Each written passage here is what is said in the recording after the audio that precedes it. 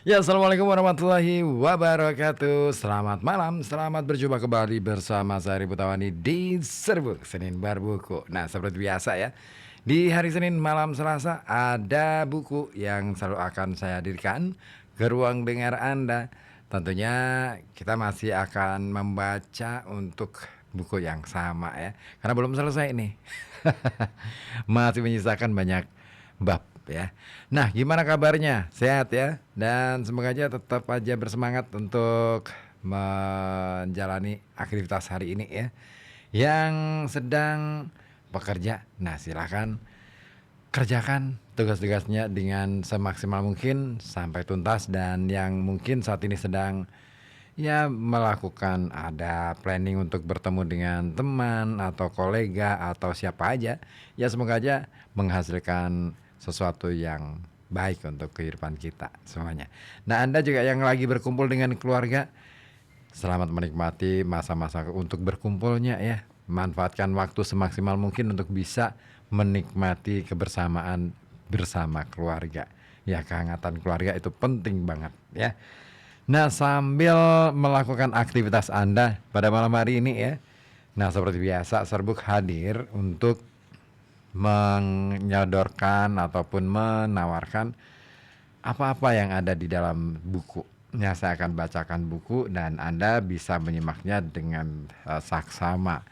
Nah, kali ini masih buku yang sama ya, dengan buku yang sama, Takdir Riwayat Pangeran Diponegoro 1785 sampai 1855, karya dari Peter Carey. Nah, kemarin kita sudah menyelesaikan bab pertama pada buku ini, yaitu masa kecil ya. Nah, masa kecil Pangeran Diponegoro ya. Bab pertama itu masa kecil dan pengasuhan antara tahun 1785 sampai 1803. Nah, sekarang kita masuk ke bab kedua ya, yaitu masa muda, perkawinan, pendidikan, dan hubungan dengan komunitas santri antara 1803 sampai 1805. Nah, kita akan mulai dengan bagian bab kedua ini. Di bagian pertama, perkawinan pertama dan komunitas Tegalrejo. Ya, setelah nenek buyutnya wafat ya, tanggal 17 Oktober 1803, Diponegoro agaknya mengintensifkan hubungan dengan kaum ulama yang tinggal di desa-desa sekitar Tegalrejo. Nah, perkembangan penting di sini adalah perkawinannya pada sekitar 1803 dengan putri seorang guru agama dari daerah Sleman, sebelah utara Yogyakarta. Mempelai wanitanya, Raden Ayu Retno Madu Brongto, adalah seorang putri kedua dari Kiai Gede Dadapan, ulama terkemuka dari desa Dadapan dekat Tempel. Nah, Raden Ayu Retno Madu Brongto inilah yang kelak menjadi ibu dari putra tertua Diponegoro yang paling cakap maksudnya, untuk menyandang nama mudanya, Raden Mas Ontowiryo, pasca Agustus 1825, atau Pangeran Diponegoro kedua pasca 1830, Raden Mantri Muhammad Ngarip ya. Nah, Pangeran Diponegoro kedua ini di kemudian hari menulis Babad Dipanegara Surya Ngalam, riwayat sejarah yang bersifat ramalan tentang zamannya, lewat kata-kata yang berkobar-kobar. Di sana ibunya digambarkan sebagai seorang perempuan yang saleh, yang dengan tulus dan setia menemani suaminya dalam tugas-tugas keagamaan. Menurut Diponegoro kedua, hubungan kedua orang tuanya masih dekat sampai akhirnya Pangeran Diponegoro mengalah pada bujukan orang tuanya, Sultan Hamengkubuwono III, agar melakukan perkawinan yang lebih bergengsi secara politis dengan Raden Ajeng Supatmi, pasal 1807, Raden Ayu Retno Kusumo, yaitu putri bungsu Panolan Jipang Kepanolan atau sekarang Cepu Randu Blatung. Kesultanan Yogyakarta Raden Tumenggung Notowijoyo ketiga yang menjabat antara 1803 sampai 1811 sebagaimana dicatat oleh Carey dalam bukunya yang terbit pada tahun 2008. Dan prosesi serta pesta perkawinan digelar besar-besaran pada tanggal 27 Februari 1807 dan dicatat secara detail dalam surat-surat residen. Nah, salah satu hadiah resmi dari residen Belanda adalah perkamen atau semacam kertas tulis dari kulit binatang sepanjang 5 kaki atau sekitar 1,5 meter. Nah, suatu hal yang memberi petunjuk bahwa kedua pasangan mempelai itu sudah melek huruf. Nah, Diponegoro bertemu untuk pertama kali dengan calon istri keduanya ini hanya 3 bulan sebelum mereka menikah. Perkawinan mereka tidak membawa kebahagiaan dan berumur pendek. Dalam autobiografinya, sang pangeran tidak pernah sekalipun menyebut-nyebut istrinya yang satu ini, yang tampaknya dipisahkan dari suaminya pada saat kelahiran putra mereka yang pertama dan satu-satunya yang kelak menyandang nama Pangeran Diponingrat. Lahir sekitar tahun 1808 dan meninggal sesudah Maret tahun 1856. Nah, sang putri memilih tinggal di Keputren dalam lingkungan Keraton Yogyakarta. Dalam pandangan Diponegoro kedua, ia juga diperlakukan arogan. Maksudnya ia juga berperilaku arogan dan tidak adil terhadap istri pertama ayahnya, yaitu ibundanya, Madu Brongto, seorang perempuan yang berasal dari kelas sosial lebih rendah, yang wafat dalam usia muda sebelum pecahnya Perang Jawa. Nah, di samping para ulama yang tinggal di daerah pedesaan, Diponegoro juga memiliki banyak kawan di kalangan elit Keraton Yogyakarta yang tertarik pada agama Islam. Ia misalnya berteman dengan keluarga Danurejan yang sudah kita lihat ya sebelumnya pada halaman ke-19 buku ini berperan penting di sini.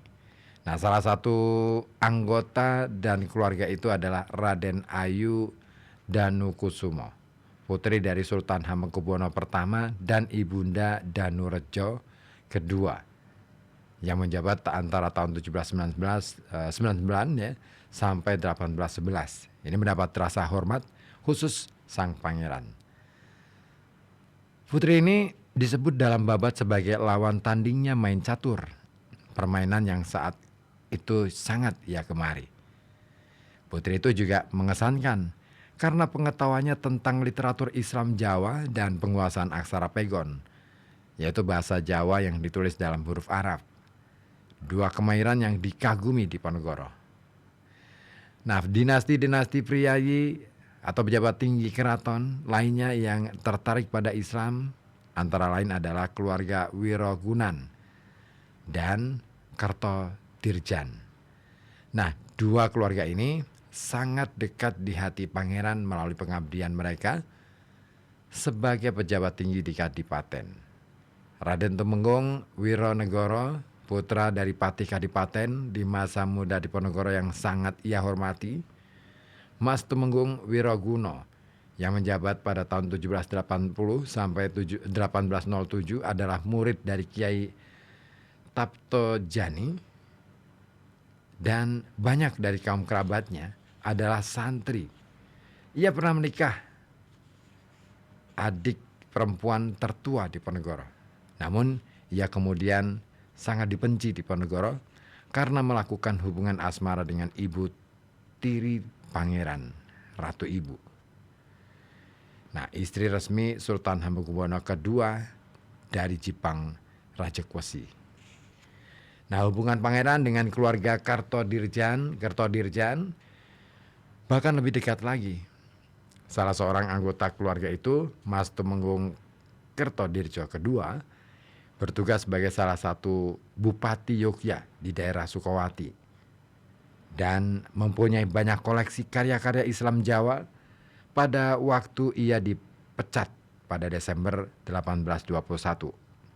Nah, sebagai sahabat Diponegoro, ia kemudian memilih tinggal di Tegalrejo dan menjadi salah seorang panglima tentaranya di daerah Madiun pada tahun pertama perang. Nah, di Tegalrejo, kawan, pangeran ini juga menjalin hubungan dengan orang-orang yang bukan priayi.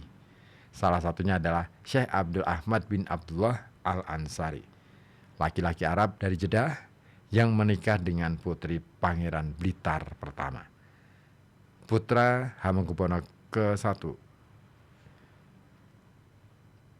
Nah, sebagai pedagang yang berkegiatan antara Semarang dan Yogyakarta, ia barangkali harus memberikan informasi-informasi ya kepada Diponegoro tentang perkembangan situasi politik di luar wilayah kerajaan. Sebagai seorang syarif, orang yang dianggap keturunan Nabi Muhammad SAW, ia mungkin juga memberi pengaruh ilmu agama kepada Pangeran Diponegoro.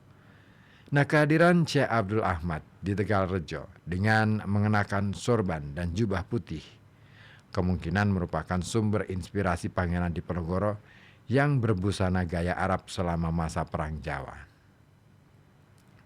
Dalam lingkaran orang-orang terdekat Pangeran Diponegoro di Tegalrejo ini juga terdapat seorang bernama Ahmad, menantu Syekh Abdul Ahmad, yang kemudian tewas dalam mempertahankan markas besar Diponegoro di Selarong pada awal bulan Oktober 1825.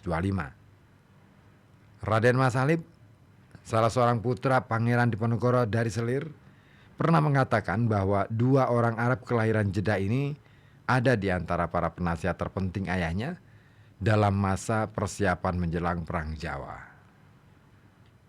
Dalam autobiografinya, Diponegoro sendiri membisu tentang kelompok teman-teman lain yang dia kenal selama di Tegalrejo dan yang turut membantunya saat pecah Perang Jawa. Mereka itu adalah para pelaku kriminal dunia hitam Yogyakarta, para jago setempat, wong durjono atau preman jalanan dan aliasnya rampok, serta bandit-bandit. Di antara mereka ada bandit-bandit yang beroperasi di tempat penyeberangan di Mangiran dan Kamijoro di Kaliprogo, serta dan para pemburu macan, mantri tuwo buru asal Cilegong, Kulon Progo, yang diperintahkan untuk mempersiapkan senjata-senjata dan tempat perlindungan bagi pengikut Diponegoro ketika harus mengungsi dari Tegalrejo. Dan ini dia kontak-kontak Pangeran Diponegoro dengan para bandit itu menjadi topik yang memancing komentar yang kurang nyaman, yang bahkan sudah muncul pada masa hidup sang pangeran sendiri. Bapak Diponegoro versi Surakarta berbicara tentang pangeran yang berbaur dengan sampah masyarakat, akanti wong uraan. Dan sebuah teks lain, yaitu buku Kedung Kebu, menyebut sekutu-sekutu wong durjono itu sebagai perampok, bukan manusia petarung, hanya memasuki pasar untuk mengangkut makanan. Mereka yang lebih dekat dengan zaman kita adalah dua orang Yogyakarta ternama, yakni W.S. Rendra dan almarhum Pangeran Adinegoro, adik dari Sri Sultan Hamengkubuwono ke-9, membandingkan Diponegoro secara agak negatif dengan kakek buyutnya Sultan Mangkubumi yang tidak pernah melibatkan diri dalam persekutuan semacam itu selama Perang Giyanti.